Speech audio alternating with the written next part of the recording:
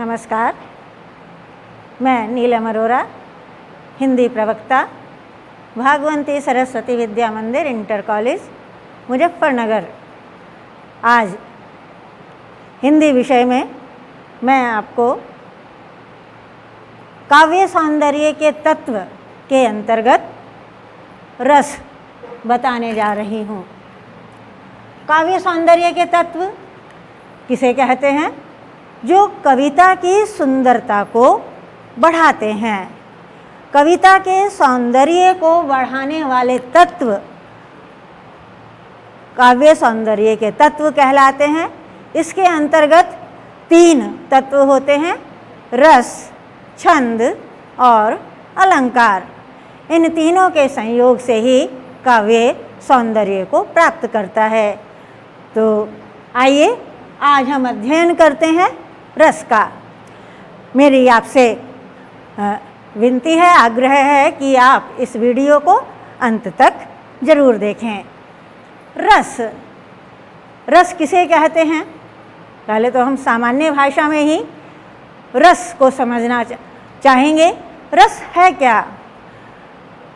साधारण शब्दों में अगर हम कहें तो किसी भी तत्व का जो तरल पदार्थ होता है, जैसे गन्ने का रस, संतरे का रस, मौसमी का रस, अनार का रस, जो हमें तृप्त करता है, संतुष्ट करता है, आनंदित करता है। ये तो हुई सामान्य अर्थ की बात।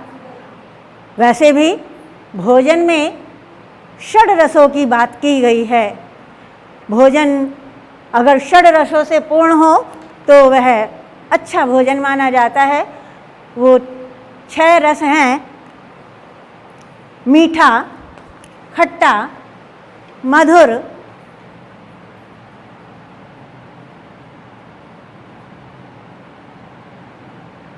भोजन के षड रस मीठा, खट्टा, नमकीन,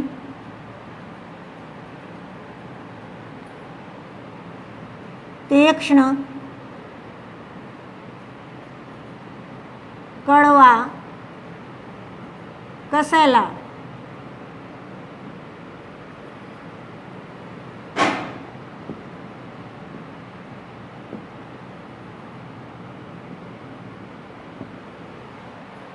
जो भोजन इन रसों से पूर्ण होता है वह अच्छा भोजन माना जाता है।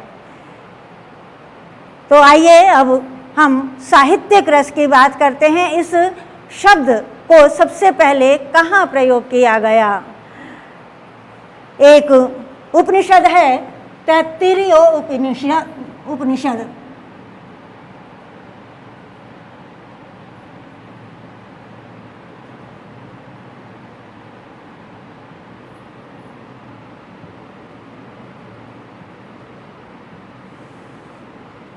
इसमें रस शब्द को सबसे पहले परिभाषित किया गया।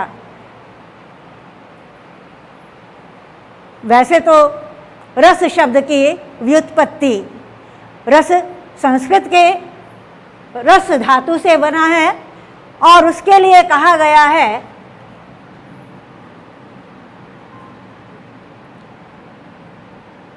रसस्यते असौ इति रस। जिसका रसस्यते आस्वादन किया जाए, इति उसे रस कहते हैं। जिसको हम चखते हैं, जिसका हम आस्वादन करते हैं, यही बात भोजन के रसों में भी है। हम उसका स्वाद चखकर उसके रस का अनुभव करते हैं कि यह मीठा है, खट्टा है, तिक्त है, कषाय है। तो उसी प्रकार से रस की परिभाषा ये दी गई, रस ये कहा गया, रस शब्द की व्युत्पत्ति ये की गई कि रसस्यते असौ इति रसः। जो आस्वादन कराए,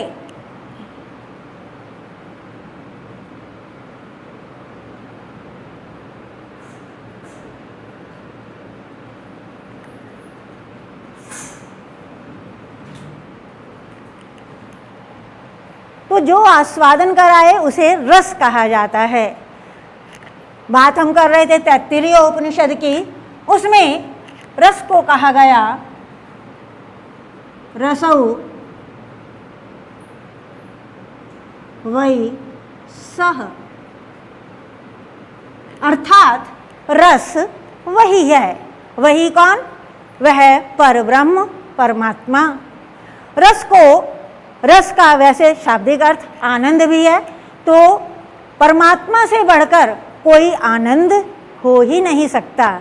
इसलिए रसो वही सह, रस को वह कहा गया, वही कहा गया। रस वही है, अर्थात रस साक्षात परब्रह्म परमात्मा है।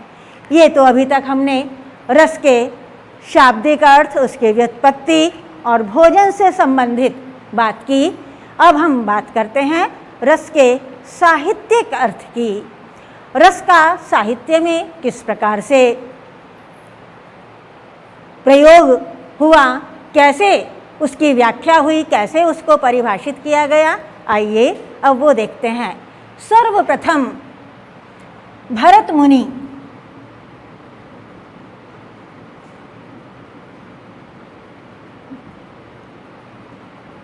मुनि ने एक ग्रंथ लिखा, नाट्य शास्त्र।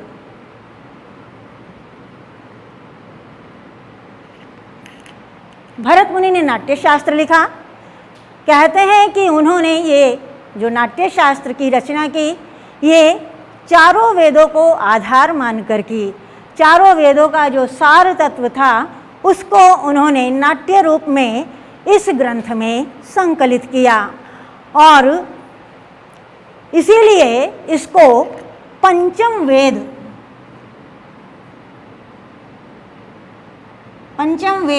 कहा जाता है। भरत मुनि ने अपने नाट्य शास्त्र में सर्वप्रथम रस की परिभाषा दी। तो देखिए उन्होंने क्या परिभाषा दी। विभावानुभाव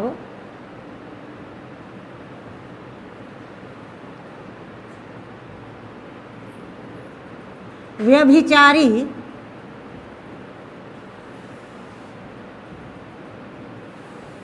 संयोगाद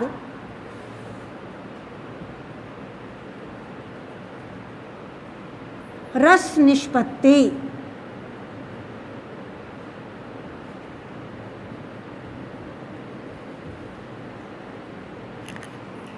विभावानुभाव व्यभिचारी संयोगाद रस निष्पत्ति, अर्थात विभाव अनुभाव व्यभिचारी के संयोग से रस की निष्पत्ति होती है। ये इन्होंने रस के 3 तत्व बताए, विभाव अनुभाव व्यभिचारी। इन्होंने स्थायी भाव की चर्चा नहीं की, लेकिन उसके बाद अभिनव गुप्त एक और संस्कृत के विद्वान हुए।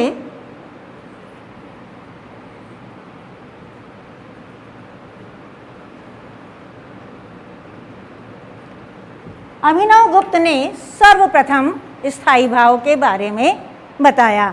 मैं आपको अभी इनके बारे में भी आगे बताऊंगी। तो वैसे तो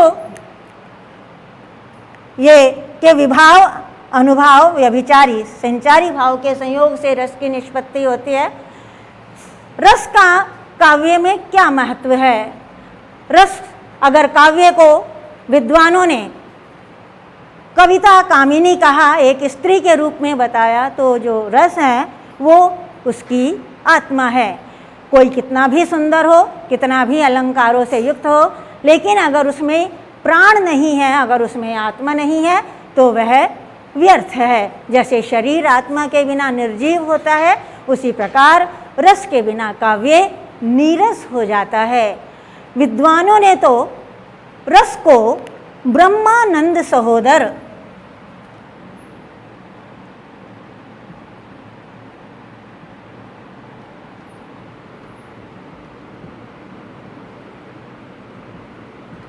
ब्रह्मानंद सहोदर कहा है। ब्रह्मानंद ब्रह्म के आनंद का सगा भाई।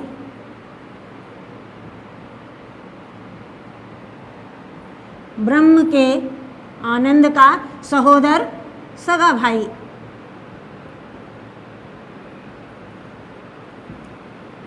अर्थात योगियों को जो आनंद ईश्वर से की प्राप्ति करने से मिलता है, वही आनंद सहृदय व्यक्तियों को रस ग्रहण करने से, काव्य का रस ग्रहण करने से प्राप्त होता है।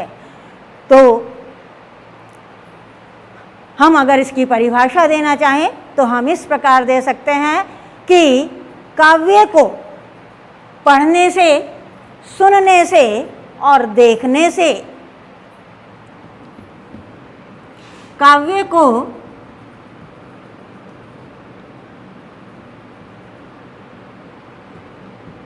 पढ़ने से, सुनने से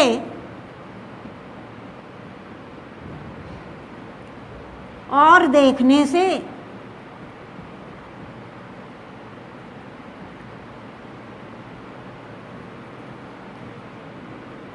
जिस आनंद की अनुभूति होती है,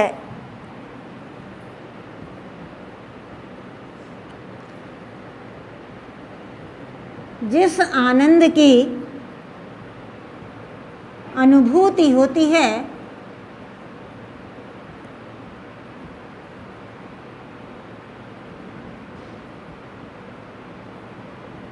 उसे रस कहते हैं।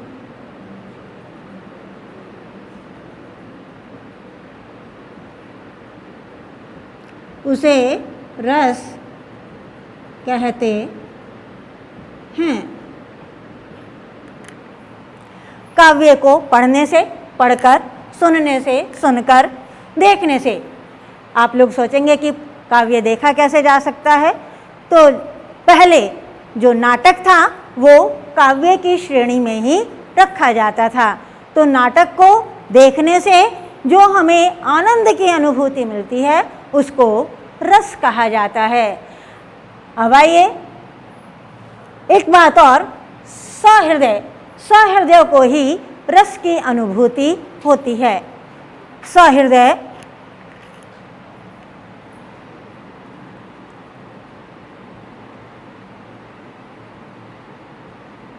सहृदय किसे कहते हैं? सहृदय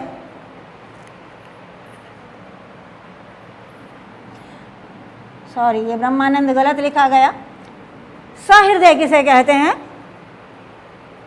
समान अनुभूति जब जो व्यक्ति करता है, कोई काव्य पढ़कर या कोई नाटक देखकर, जब हमारे मन में वही अनुभूति उत्पन्न हो, अर्थात अगर सामने कोई श्रृंगार का, प्रेम का दृश्य चल रहा है तो हमारे अंदर प्रेम की अनुभूति हो, कोई करुणा का दृश्य चल रहा है तो हमारी आंखों से भी आंसू बहने लगे। यद्यपि ये बात पता है कि ये जो सामने है ये सब एक नाटक है, ड्रामा है, लेकिन उसके बावजूद अगर हमारी आंखों से आंसू बहते हैं, अगर हम किसी भयानक दृश्य को देखकर भयभीत होते हैं, तो ये सहृदयता की पहचान है।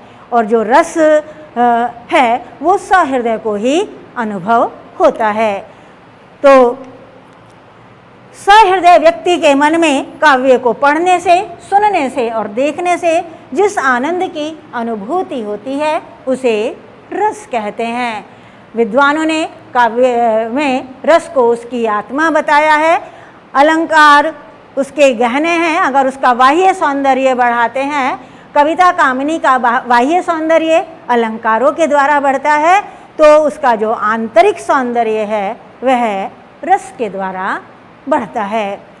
तो ये तो रस की परिभाषा हुई। अब जो भरत मुनि ने ये जो परिभाषा दी है विभाव, अनुभाव, व्यभिचारी, संयोगाद रस निष्पत्ति। तो रस के 4 अंग माने जाते हैं।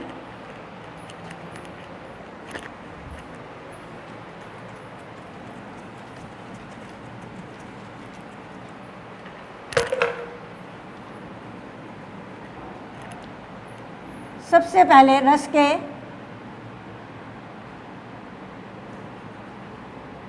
अंग,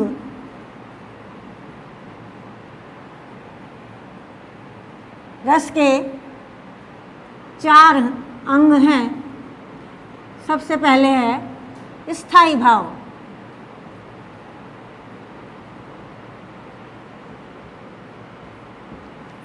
स्थायी भाव, स्थायी भाव किसे कहते हैं?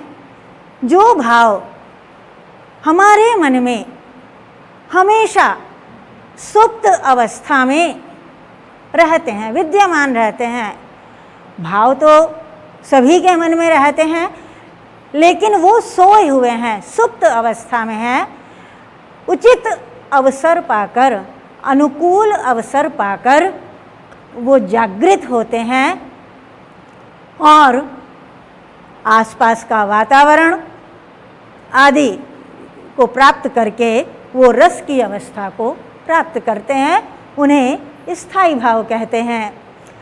तो अगर ये सोए ना हो तो ऐसा हो सकता है कि मनुष्य बिना वजह हंसता रहे, रोता रहे, तो इसीलिए ऐसा नहीं होता। ये भाव सभी के हृदय में है, लेकिन जैसा अवसर, जैसा वातावरण होता है उसके अनुसार ये जागृत हो जाते हैं। तो विद्वानों ने 9 स्थायी भाव माने हैं और उन 9 स्थायी भावों से 9 रसों की उत्पत्ति को बताया है। मैं आपको वो 9 स्थायी भाव बता रही हूँ और उनसे उत्पन्न जो रस के नाम हैं वो भी मैं आपको समझा रही हूँ। तो स्थायी भाव रति, रति से श्रृंगार रस,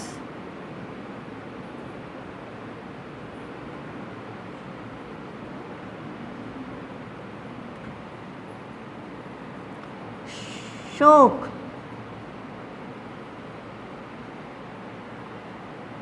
शोक से करुण रस की उत्पत्ति होती है। हास, हास से हास्य की, उत्साह, उत्साह से वीर रस की,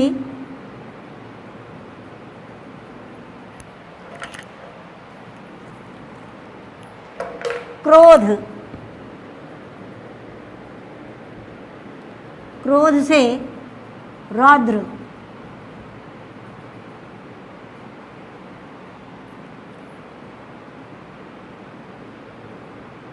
विभत्स,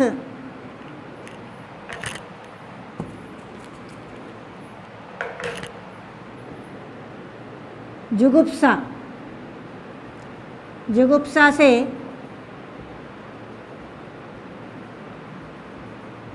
विभत्स, आश्चर्य, आश्चर्य से अद्भुत, शांत, निर्वेद,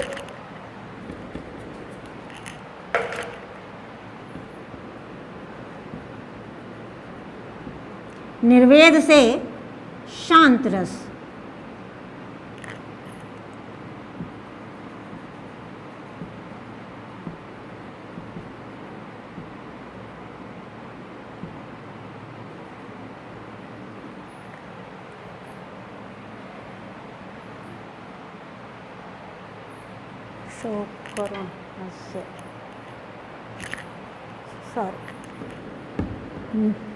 भय, भय से भयानक, ये 9 स्थायी भाव हैं और 9 स्थायी भावों से 9 रसों की उत्पत्ति होती है। प्राचीन काल में ये 9 रस माने गए, लेकिन बाद में 2 रसों को और इसमें जोड़ दिया गया, तो रसों की संख्या कुल 11 हो गई। संतान विषयक रति,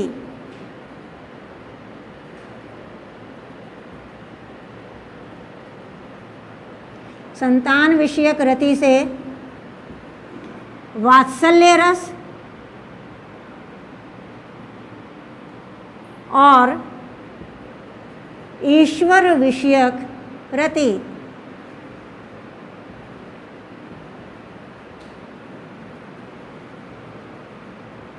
भक्ति रस,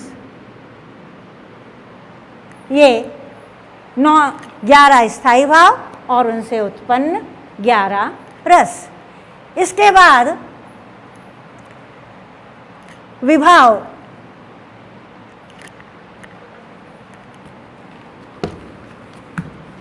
विभाव यानी स्थायी भावों को जागृत करने वाले जो तत्व हैं वो विभाव कहलाते हैं। विभाव जो स्थायी भावों को जागृत करते हैं, उसके भी 2 भाग हैं। विभाव 2 प्रकार के, 2 भेद हैं।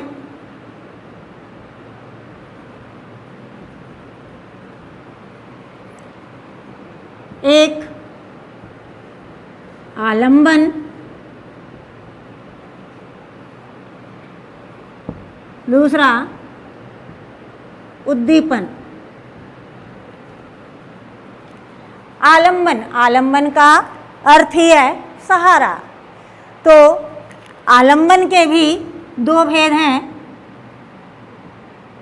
आश्रय और विषय। आश्रय, जिसके मन में रस जागृत होता है उसे आश्रय कहते हैं।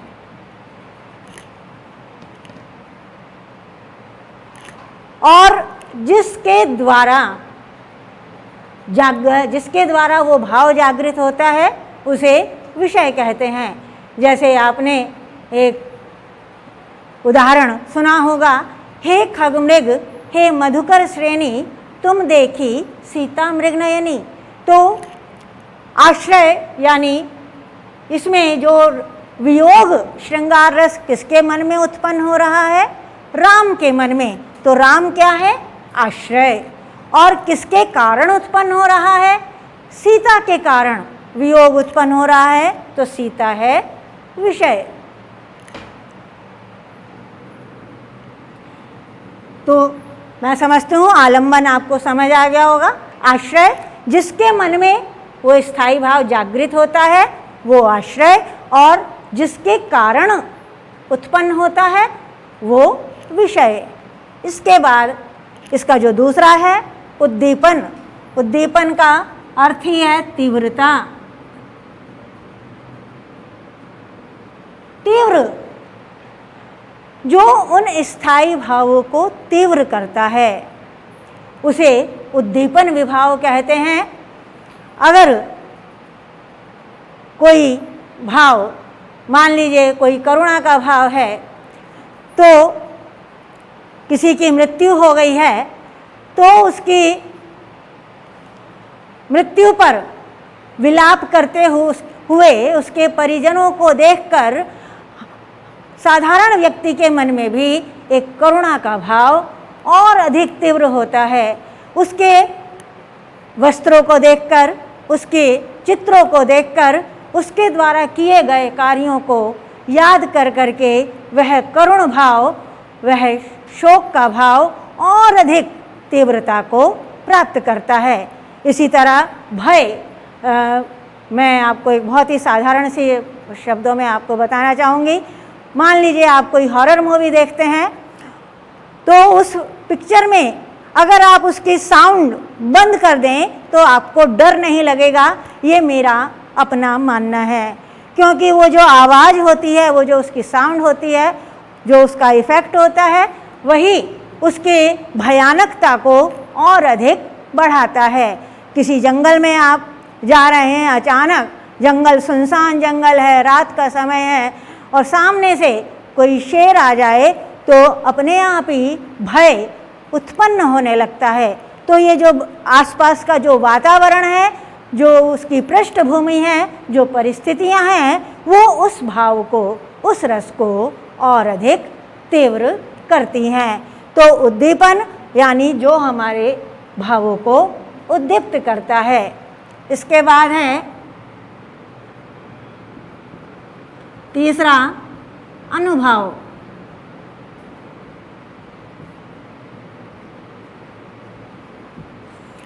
अनुभाव, अनु का अर्थ ही होता है पीछे। पीछे जो भाव उत्पन्न होते हैं, अर्थात विभाव, स्थायी भाव और विभाव के बाद जो भाव उत्पन्न होते हैं उन्हें अनुभाव कहते हैं। मान लीजिए स्थायी भाव तो जागृत हो गया, वह तीव्र भी हो गया, उसके बाद जो शारीरिक चेष्टाएं होती हैं उनको अनुभाव कहा जाता है। मान लीजिए किसी व्यक्ति के मरने पर जो छाती पीटना, आंसू बहाना, रोना, मूर्छित होना, ये सब अनुभाव के अंतर्गत आते हैं। क्रोध में दांत पीसना, दांत किटकिटाना, मुट्ठियाँ भींचना, पसीना आना, रोमांच होना, ये सारे अनुभाव के अंतर्गत आते हैं। ये भी 4 प्रकार के होते हैं: कायिक,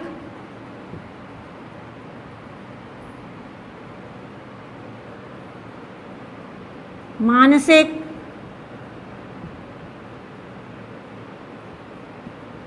सात्विक और आहार्य।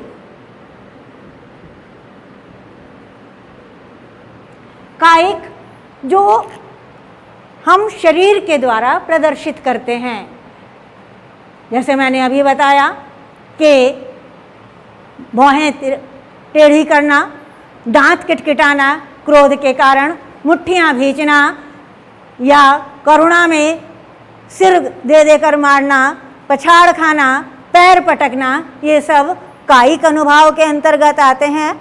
मानसिक अनुभाव जो हमारे मन में हर्ष और विषाद आदि भाव उत्पन्न होते हैं, वे मानसिक। और सात्विक जो स्वतः ही हमारे शरीर में उत्पन्न हो जाते हैं, जैसे पसीना आना, स्वेद, ये भी 8 प्रकार के होते हैं। तो पसीना आना, अब हम पसीने को निकालते नहीं, लेकिन किसी भयानक वस्तु को देखकर अचानक हमें पसीना आने लगता है। या आंसू, आंसू को भी हम जबरदस्ती आंखों से खींच के नहीं निकालते। किसी करुणाजनक दृश्य को देखकर हमारी आंखों से आंसू स्वतः ही बहने लगते हैं। मूर्छा आ जाना, स्वर भंग होना, कांपना, रोमांच होना, ये सब सात्विक अनुभाव के अंतर्गत आते हैं। और आहार्य, कृत्रिम वेशभूषा, जब हम किसी भाव को उत्पन्न करने के लिए, और विशेषतः ये भयानक, विभत्स और हास्य रस में इसका उपयोग किया जाता है। हास्य रस में जब हम कोई ऐसी वेशभूषा, अब आप कभी जोकर को देखिए तो उसकी वेशभूषा को देखकर ही हंसी आने लगती है अपने आप, चाहे वो कुछ बोले या ना बोले, लेकिन उससे हंसी आ जाती है। तो ये आहार्य, कृत्रिम वेशभूषा। इसके बाद जो आपका चौथा अंग है वो है आपका संचारी भाव।